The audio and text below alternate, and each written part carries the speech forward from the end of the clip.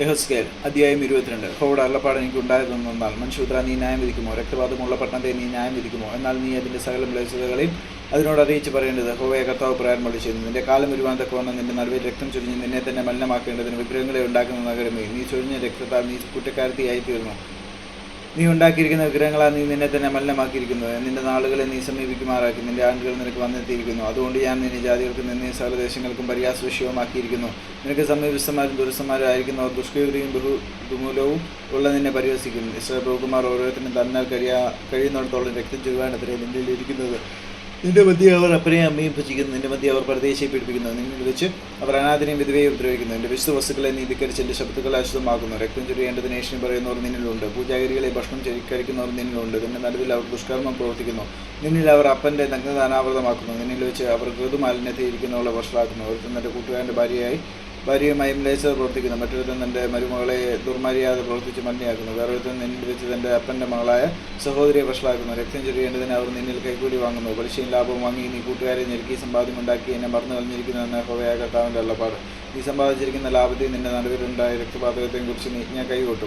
ഞാൻ നിന്നോട് കാര്യം തീർക്കുന്ന നാളിൽ നീ ധൈര്യത്തോടെ നിൽക്കുമോ? നിന്റെ കൈകൾ ബലപ്പെട്ടിരിക്കുമോ? യഹോവയെ ഞാൻ അത് അരുളി ചെയ്തിരിക്കുന്നു. ഞാൻ നിവർത്തിക്കുകയും ചെയ്യും. ഞാൻ നിന്നെ ജാതികളുടെ ചിഹ്നിച്ച് രാജ്യങ്ങളിൽ ചിതറിച്ച് നിന്റെ മലിനത നിങ്ങളിൽ നിന്ന് നീക്കും.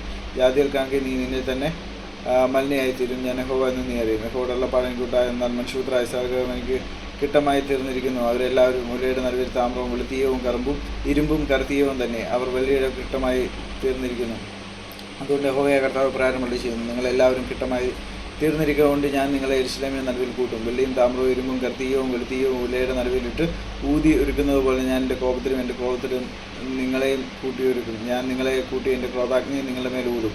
അങ്ങനെ നിങ്ങൾ അതിൻ്റെ നടുവിൽ ഉരുകിപ്പോകും. മുലയുടെ നടുവിൽ വെള്ളി ഉരുകിപ്പോകുന്ന പോലെ നിങ്ങൾ അതിൻ്റെ നടുവിൽ ഉരുകിപ്പോകും. യഹോവയെ ഞാൻ എൻ്റെ ക്രോധം നിങ്ങളുടെ മേൽ പകർന്നിരിക്കുന്നു എന്ന് നിങ്ങൾ അറിയും. യഹോവയുടെ അരുളപ്പാട് എനിക്കുണ്ടായെന്നാൽ, മനുഷ്യപുത്രാ, നീ അതിനോട് പറയേണ്ടത്, ക്രോധ ദിവസത്തിൽ നീ ശുദ്ധിയില്ലാത്തതും വഴിയില്ലാത്തതുമായ ദേശമായിരിക്കും. അതിൻ്റെ നടുവിൽ അതിലെ പ്രവാചകന്മാരുടെ ഒരു കൂട്ടുകെട്ടുണ്ട്. അല്ലറി ഇര കടിച്ചു കീറുന്ന ഒരു സിംഹം പോലെ അവർ ദേഹികളെ വിഴുങ്ങിക്കളയുന്നു. നിക്ഷേപങ്ങളെയും വിലയേറിയ വസ്തുക്കളെയും അപഹരിച്ചുകൊണ്ട് അവർ അതിൻ്റെ നടുവിൽ വിധവമാരെ വർദ്ധിപ്പിക്കുന്നു. അതിലെ പുരോഹിതന്മാർ എൻ്റെ ന്യായപ്രമാണത്തോട് ദ്രോഹം ചെയ്ത് എൻ്റെ വിശുദ്ധ വസ്തുക്കളെ അശുദ്ധമാക്കുന്നു. അവർ ശുദ്ധവും അശുദ്ധവും തമ്മിൽ വേർതിരിക്കുന്നില്ല. മലിനവും നിർമ്മലിനവും തമ്മിലുള്ള ഭേദം കാണിച്ചു കൊടുക്കുന്നതുമില്ല. ഞാൻ അവരുടെ മധ്യേ അശുദ്ധനായി ഭവിക്കത്തക്കവണ്ണം അവർ എൻ്റെ ശബ്ദങ്ങളെ നോക്കാതെ കണ്ണ് മറിച്ചു കളയുന്നു. അതിൻ്റെ നടുവിലെ പ്രഭുക്കന്മാർ ലാഭം ഉണ്ടാക്കേണ്ടതിന് ഇര കടിച്ചു കയറുന്ന ചെന്നായ്ക്കളെ പോലെ രക്തം ചൊരിവാനും ദേഹികളെ നശിപ്പിക്കാനും നോക്കുന്നു. അതിലെ പ്രവാചകന്മാർ വ്യാജം ദർശിച്ചും കള്ളപ്രശ്നം പറഞ്ഞു യഹോവ അരുളി ചെയ്യാതിരിക്കുക, യഹോവയെ കർത്താവ് പ്രകാരം ചെയ്യുന്നു പറഞ്ഞുകൊണ്ട് അവർക്ക് കുമ്മായം തേക്കുന്നു. ദേശത്തിലെ ജനം ഞെരുക്കം ചെയ്യുകയും പിടിച്ചു പറിക്കുകയും എളിയവനെയും ദരിദ്രനെ ഉപദ്രവിക്കുകയും പ്രദേശിയെ അന്യായമായി പീഡിപ്പിക്കുകയും ചെയ്യുന്നു. ഞാൻ ദേശത്തെ വിനശിപ്പിക്കാതെ വണ്ണം അതിന് മതിൽ കെട്ടി എൻ്റെ മുമ്പാകെ ഇടിവിൽ നിൽക്കുന്നതിനും ഒരു പുരുഷനെ ഞാൻ അവരുടെ ഇടയിൽ അന്വേഷിച്ചു, ആരെയും കണ്ടില്ല താനും. ആകയാൽ ഞാൻ എൻ്റെ ക്രോധം അവരുടെ മേൽ പകർന്ന് എൻ്റെ കോപാഗ്നി കൊണ്ട് അവരെ മുടിച്ചു കളഞ്ഞിരിക്കുന്നു. അവരുടെ നടപ്പിന് തക്കവണ്ണം ഞാൻ അവർക്ക് പകരം കൊടുത്തിരിക്കുന്നു എന്ന് യഹോവയായ കർത്താവിൻ്റെ അരുളപ്പാട്.